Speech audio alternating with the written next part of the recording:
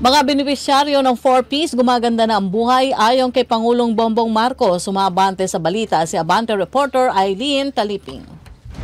Rocky, kinatuwa ni Pangulong Ferdinand Marcos Jr. ang dumaraming benepisyaryo ng Pantawid Pamilyang Pilipino Program o 4Ps na nakagraduate na sa programa na indikasyong nakalagpas na ang mga ito sa pamantayan ng pinakamahihirap na sektor. Sinabi ng Pangulo na batay sa datos na binigay sa kanya ng mga puntahang job fair sa iba't ibang lalawigan, marami ng 4Ps beneficiary ang nakagraduate na. Ang ibig sabihin ay gumanda na ang buhay at hindi na kailangang umasa pa sa gobyerno.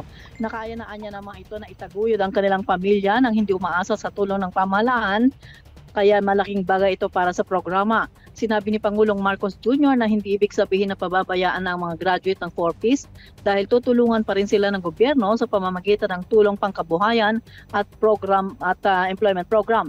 Nagpasalamat ang Pangulo sa probating sektor na nakilahok sa job fairs dahil sa aktibong job matching para makahanap ng angkop na trabaho ang mga gagraduate na sa 4Ps. Ako si Eileen Taliping ng Abante Radyo. Ito ang balitang mabilis, mabangis at walang mintis.